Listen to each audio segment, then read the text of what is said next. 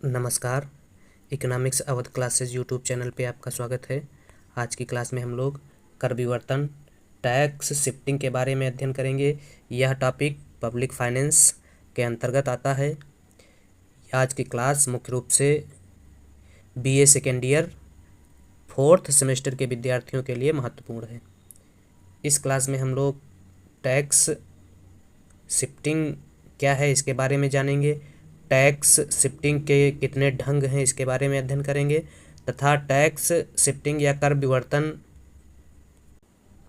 का प्रभाव किसके ऊपर कितना पड़ता है या किसके ऊपर कैसा प्रभाव रहता है कर विवर्तन का, इसके बारे में अध्ययन करेंगे। लोक वित्त की पिछली क्लास में हम लोगों ने कराघात एवं करापात के बारे में विस्तार से अध्ययन किया था। कराघात एवं करापात से ही कर विवर्तन निकल कर आता है। कराघात से तात्पर्य कर के प्रारंभिक मौद्रिक मूल्य से है, अर्थात जिस व्यक्ति पर कर लगाया जाता है वही व्यक्ति वहन करता है।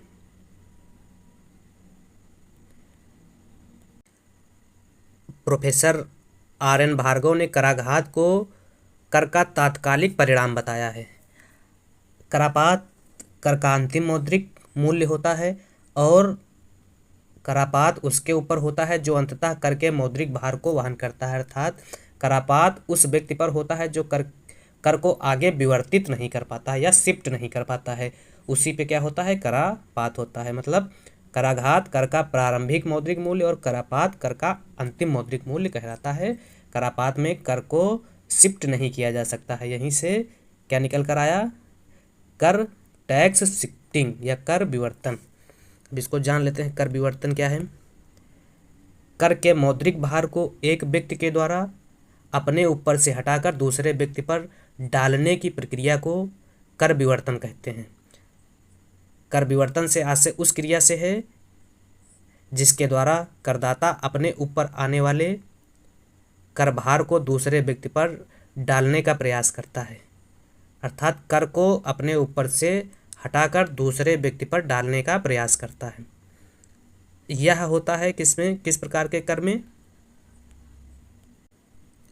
अप्रत्यक्ष कर में व्यक्ति मुख्य रूप से कर को टालने का प्रयास करता है। व्यक्ति खुद कर न देकर किसी दूसरे पर टालने का प्रयास करता है।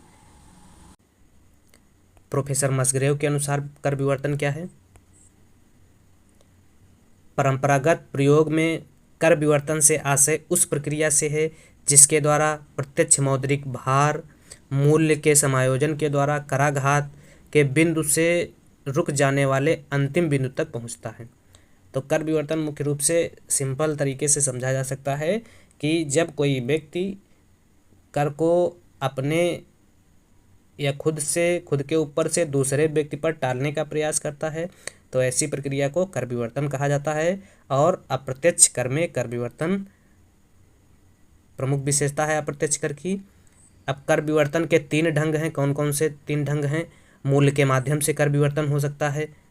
क्या है मूल्य के माध्यम से कर विवर्तन, जब बाजार में बेची अथवा खरीदी जाने वाली वस्तु पर कर लगने से विक्रेता जो कराघात वहन करता है वह यह प्रयास करता है कि कर में मौद्रिक भार का मूल्य में वृद्धि के साथ वृद्धि के माध्यम से उपभोक्ता पर विवर्तित कर दें। ऐसा करने से विक्रेता का संपूर्ण भाग अथवा कर का कुछ भाग क्रेता पर विवर्तित हो जाता है। तो मूल्य के माध्यम से भी कर का विवर्तन किया जा सकता है। अग्रगामी था प्रतिगामी कर विवर्तन क्या है। अग्रगामी विवर्तन में जिसके माध्यम से विवर्तन किया जाता है उसके मूल्य में वृद्धि होती है। अग्रगामी विवर्तन में उत्पादक द्वारा थोक व्यापारियों पर, फुटकर व्यापारियों पर एवं उपभोक्ताओं पर किया जाने वाला विवर्तन शामिल होता है।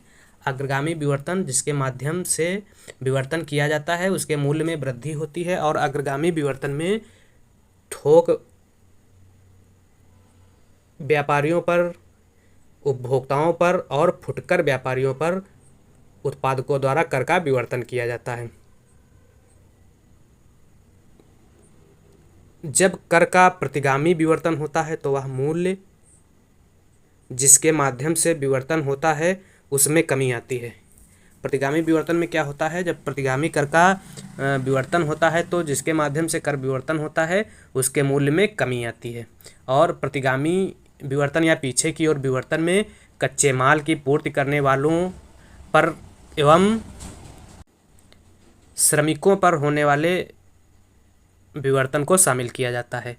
जैसे यदि सरकार मजदूर की सेवाओं को क्रय करने वाले नियोक्ता को बाध्य करे कि वह मजदूरी की सामाजिक सुरक्षा के लिए अंशदान करे तो नियोक्ता उस अंशदान का कुछ भाग उत्पादित वस्तुओं के मूल्य में वृद्धि द्वारा उपभोक्ताओं पर टाल देगा, यह अग्रगामी विवर्तन होगा। और कुछ भाग नियोक्ता मजदूरों की दिए जाने वाले मूल्य अर्थात मजदूरों में कमी करके भी विवर्तित कर सकता है। ऐसे विवर्तन को प्रतिगामी विवर्तन कहा जाता है। तीसरा ढंग क्या है, कर पूंजीकरण। अब कर विवर्तन के सिद्धांत क्या क्या हैं, कौन कौन से सिद्धांत हैं।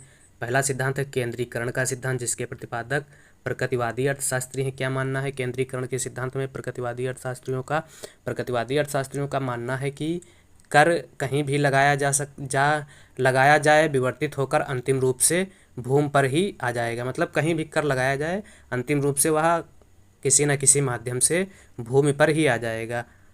कृषि की उत्पादित वस्तुओं का मूल्य, जिससे क्या होगा, कृषि की उत्पादित वस्तुओं का मूल्य बढ़ जाएगा। प्रकृतिवादी अर्थशास्त्रियों का मानना था कि उत्पादन की क्षमता केवल कृषि में है, इस प्रकार अतिरेक केवल कृषि में होगा, फलस्वरूप कर भी कृषि में ही लगेगा। इसलिए इन अर्थशास्त्रियों ने केवल भूमि पर कर लगाने की बात कही। प्रकृतिवादी अर्थशास्त्रियों ने केंद्रीकरण सिद्धांत में बताया कि सिर्फ कर जो है भूमि पर लगाना चाहिए और किसी वस्तु पर अगर कर लगाया जाएगा तो वह अंततः घूम फिर कर भूमि पर ही आ जाएगा।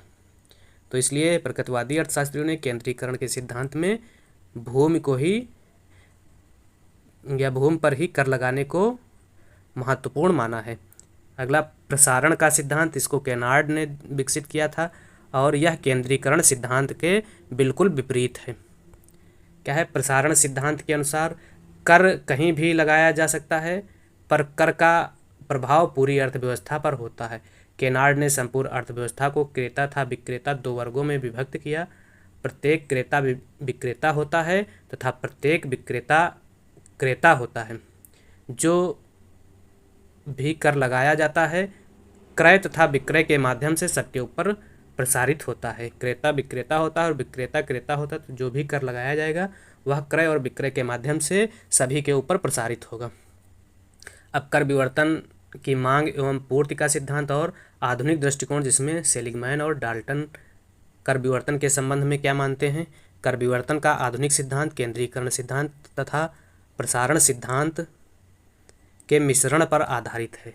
आधुनिक अर्थशास्त्री केंद्रीकरण के सिद्धांत के इस तथ्य को स्वीकार करते हैं कि कर अतिरेक पर लगता है, पर यह नहीं मानते कि भूमि ही एक ऐसा साधन है जिससे अतिरेक प्राप्त होती है। मतलब आधुनिक अर्थशास्त्री प्रसारण सिद्धांत और केंद्रीकरण सिद्धांत के मिश्रण को कर विवर्तन का माध्यम मानते हैं और कर विवर्तन के लिए अतिरेक पर कर लगाने की बात करते हैं, लेकिन भूमि ही अतिरेक का माध्यम है, यह मानने से कतराते हैं। कौन, आधुनिक अर्थशास्त्री। अब कर विवर्तन तथा करापात को प्रभावित करने वाले तत्व कौन कौन से हैं, तो ए, बी और सी तीन तत्व हैं कर विवर्तन और करापात को प्रभावित करने वाले, जिसमें मांग एवं पूर्ति की लोच। मांग तथा करापात में क्या संबंध है, पूर्ति तथा करापात में क्या संबंध है, और उत्पादन लागत संबंधी दशाएं तथा करापात क्या है। वृद्धिमान नियम के अंतर्गत उत्पादन लागत या करारोपित वस्तु पर उत्पादन किस पे करारोपण का प्रभाव पड़ेगा, ह्रासमान नियम के अंतर्गत और लागत समता नियम के अंतर्गत उत्पादन लागत संबंधी दशाएं कैसी होंगी। और कर विवर्तन तथा बाजार दशाओं में पूर्ण प्रतियोगिता तथा कर विवर्तन, पूर्ण प्रतियोगिता बाजार में कर विवर्तन की क्या कंडीशन है, और एकाधिकार तथा कर विवर्तन किस प्रकार से आपस में संबंधित हैं। यह कर विवर्तन या करापात को प्रभावित करने वाले तत्व हैं। तो पहला जान लेते हैं मांग एवं पूर्ति, लोच। तो विवर्तन के द्वारा कर का जो भाग क्रेता तथा विक्रेता के बीच बढ़ता है उसका अनुपात उनसे संबंधित लोच पर निर्भर करता है, जो क्रेता के संबंध में मांग की लोच पर है, लोच और विक्रेता के संबंध में पूर्ति की लोच पर निर्भर करता है। क्या करारोपित वस्तु की मांग लोच जितनी अधिक होगी, करापात या कर का भार उतना ही अधिक विक्रेता के ऊपर होगा। मतलब मांग की लोच जितनी ही अधिक होगी, करापात या कर भार का उतना ही अधिक भाग विक्रेता पर होगा मांग की लोच अधिक होने पर। अगर पूर्ति की लोच जितनी अधिक होगी तो क्रेता के ऊपर भार उतना ही अधिक होगा। मांग की लोच अधिक होने पर विक्रेता पर कर का भार अधिक होगा और पूर्ति की लोच अधिक होने पर क्रेता के ऊपर कर का भार अधिक होगा। अगर मांग की लोच और पूर्ति की लोच बराबर है तो कर का मौद्रिक बोझ क्रेता एवं विक्रेता पर समान मात्रा में पड़ेगा। अगर मांग की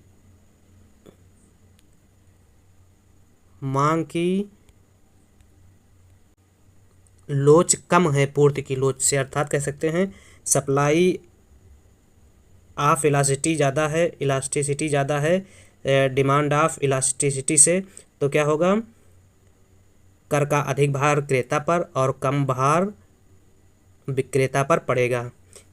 ईएस अगर ज़्यादा है ईडी से तो कर का अधिक भार क्रेता पर और कम भार या कम भाग विक्रेता पर पड़ेगा। और अगर मांग की लोच ज़्यादा है पूर्ति की लोच से तो ऐसी स्थिति में क्या होगा, करापात का अधिक भाग विक्रेता पर और कम भाग क्रेता पर पड़ेगा। तो ये फैक्ट हैं, याद करने वाली चीज़ें हैं। जब ईडी बराबर ईएस हो तब कर का भार किसके ऊपर पड़ेगा, दोनों पर बराबर पड़ेगा। जब ईएस ज़्यादा हो ईडी से तो कर का भार क्रेता पर पड़ेगा और कम भाग विक्रेता पर पड़ेगा। और जब ईएस कम हो ईडी से, ईडी ज़्यादा हो तो ऐसी स्थिति में कर का भाग जो है विक्रेता पर कम तथा क्रेता पर अधिक पड़ेगा। विक्रेता पर अधिक और क्रेता पर कम पड़ेगा। मांग एवं करापात में क्या संबंध है? मांग एवं करापात, यदि मांग वक्र पूर्णतया लोचदार हो तो ऐसी स्थिति में संपूर्ण कर का भाग या बोझ विक्रेता पर पड़ेगा। जब मांग वक्र पूर्णतया लोचदार हो, लोचदार का मतलब ये एक्स अक्ष के समांतर, तो कर का संपूर्ण बोझ विक्रेता पर पड़ेगा। इस स्थिति में विक्रेता कर के बाद वस्तु के मूल्य को ऊपर नहीं उठा पाएगा, क्योंकि मूल्य में वृद्धि होते ही सभी क्रेता उस वस्तु को खरीदना छोड़ देंगे, अर्थात करापात और कराघात दोनों विक्रेता के ऊपर ही रहेगा। जब मांग की लोच पूर्णतया लोचदार हो तो करापात एवं कराघात दोनों मुख्य रूप से विक्रेता के ऊपर ही पड़ेंगे। अब जब मांग वक्र पूर्णतया बेलोचदार हो तो ऐसी स्थिति में, बेलोचदार का ये आरेख होगा, ऐसी स्थिति में वाई के समांतर जब मांग वक्र हो तब क्रेता के ऊपर कर का संपूर्ण भार पड़ेगा। क्या है, जब मांग वक्र पूर्णतया बेलोचदार हो तो कर का संपूर्ण बोझ क्रेता पर होगा, क्योंकि क्रेता द्वारा मूल्य में वृद्धि मांग में कमी नहीं लाएगी। तो ये इसमें क्या है, जब एक्स वाई एच के समांतर मांग वक्र होगी तो क्रेता पर कर का संपूर्ण बोझ पड़ेगा। अब पूर्ति की लोच तथा करापात। पूर्ति की लोच से अभिप्राय या पूर्ति से अभिप्राय विभिन्न वस्तुओं पर बेची जाने वाली मात्रा से है। यदि मांग वक्र दी हुई हो तो कर का कितना भाग क्रेता तथा कितना भाग विक्रेता पर पड़ेगा, यह पूर्ति के स्वरूप तथा उसकी लोच पर पड़ेगा या लोच पर निर्भर करेगा। जब पूर्ति वक्र धनात्मक ढाल की हो तो कर का भाग आंशिक रूप से क्रेता तथा आंशिक रूप से विक्रेता पर पड़ेगा। और पूर्ति वक्र जितनी ही अधिक लोचदार होगी तो कर का उतना ही अधिक भाग क्रेता वहन करेगा तथा उतना ही कम भाग विक्रेता वहन करेगा। अब उत्पादन लागत संबंधी दशाएं तथा करापात। उत्पादन लागत में वृद्धिमान, ह्रासमान और समान लागत में क्या है, इसके बारे में जान लेते हैं। जब करारोपित वस्तु का उत्पादन लागत वृद्धि नियम के अंतर्गत हो तो कर का बोझ क्रेता तथा विक्रेता दोनों के बीच बटेगा। किसमें क्रेता तथा विक्रेता दोनों के बीच बटेगा, जब उत्पादन लागत वृद्धि नियम के अंतर्गत हो। जब लागत वृद्धि नियम के अंतर्गत उत्पादन होगा या वृद्धिमान नियम के अंतर्गत उत्पादन होगा तो कर का बोझ क्रेता एवं विक्रेता दोनों पर पड़ेगा। अब इसमें अगले में, जब करारोपित वस्तु का उत्पादन लागत ह्रास नियम के अंतर्गत हो तो कर के कारण मूल्य में वृद्धि कर से अधिक होगी, क्योंकि जैसे जैसे उत्पादन बढ़ता जाएगा लागत कम होती जाएगी। इस स्थिति में विक्रेता कर से अधिक भार क्रेता पर डाल देगा। अर्थात जब ह्रासमान नियम के अंतर्गत उत्पादन होता है तो क्रेता के ऊपर अधिक कर भार लगेगा, और जब यदि करारोपित वस्तु का उत्पादन लागत समता नियम के अंतर्गत होगा तो ऐसी स्थिति में कर का संपूर्ण भाग क्रेता पर पड़ेगा। जब उत्पादन लागत वृद्धि नियम के अंतर्गत होगा तो कर का भाग जो है क्रेता एवं विक्रेता पर बराबर मात्रा में पड़ेगा। जब उत्पादन लागत ह्रास नियम के अंतर्गत होगा तो कर का ज़्यादा से ज़्यादा भाग क्रेता पर पड़ेगा, और जब उत्पादन लागत समता नियम के अंतर्गत होगा तब भी कर का संपूर्ण भाग किस पे, क्रेता पर ही पड़ेगा। अगला कर विवर्तन था बाजार दशाएं। पूर्ण प्रतियोगिता था कर विवर्तन। इसमें क्या है, पूर्ण प्रतियोगिता में फर्म के मूल्य पर क्रेता तथा विक्रेता किसी का नियंत्रण नहीं होता है, इसलिए अल्पकाल में कोई विक्रेता कर को क्रेता पर विवर्तित नहीं कर सकता है। दीर्घकाल में कर का मौद्रिक भार क्रेता पर विवर्तित होगा। अल्पकाल में विवर्तित नहीं होगा पूर्ण प्रतियोगिता में, और दीर्घकाल में विवर्तित होगा। प्रति अवधि एक मुश्त कर अगर लगाया जाए तो पूर्ण प्रतियोगिता की स्थिति में क्या स्थिति होगी, एक मुश्त कर का संबंध उत्पादन, आय, विक्रय या लाभ से नहीं होता है। एक मुश्त कर स्थिर लागत की तरह होता है। अल्पकाल में एक मुश्त कर के कारण सीमांत लागत प्रभावित नहीं होती है। फर्म वही उत्पादन करती रहेगी जो वह कर लगने से पूर्व कर रही थी।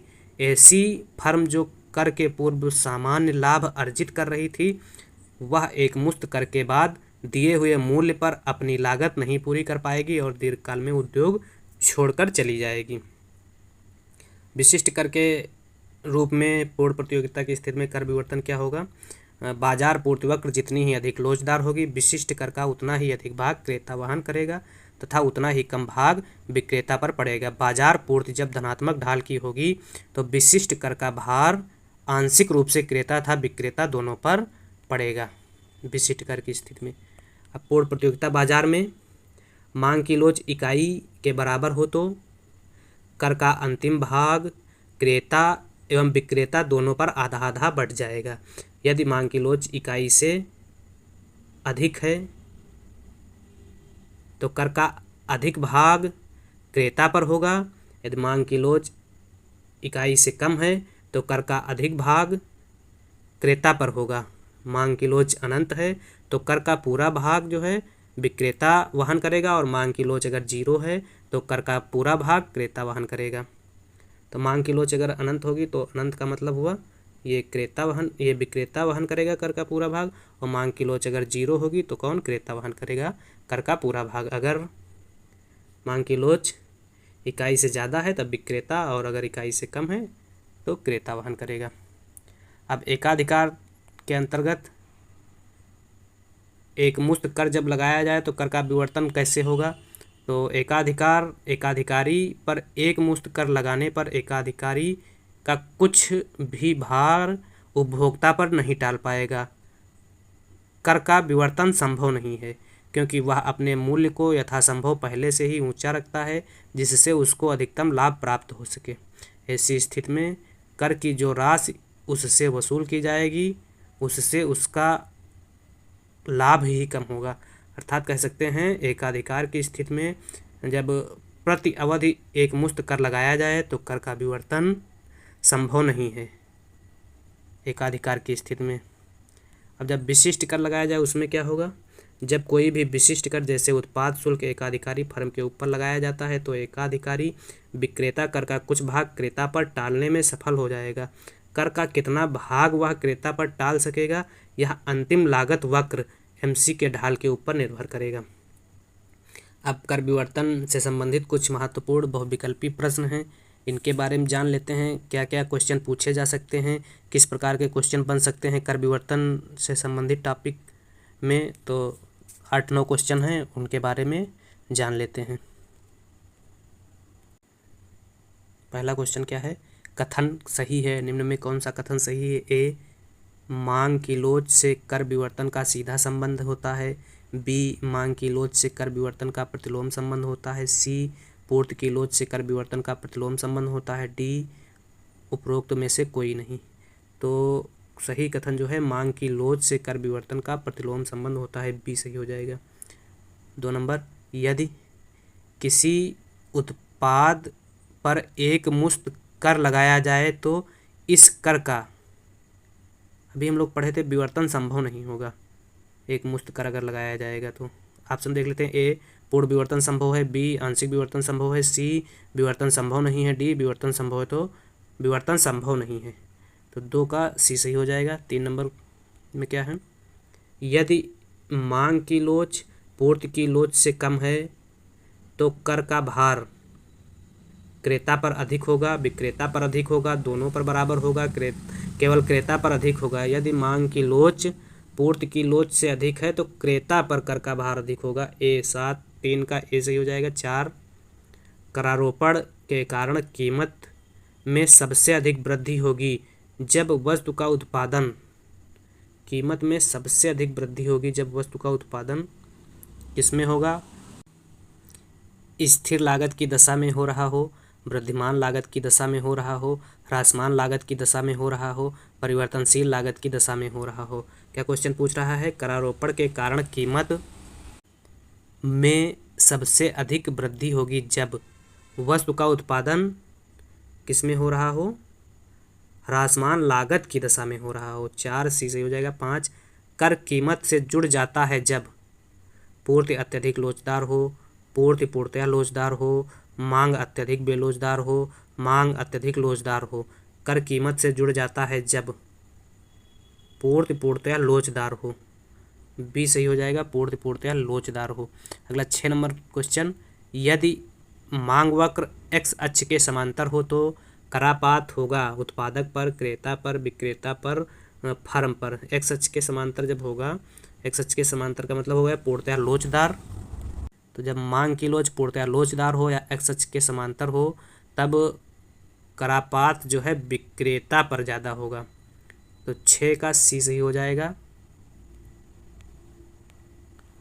अगला 7 नंबर क्वेश्चन,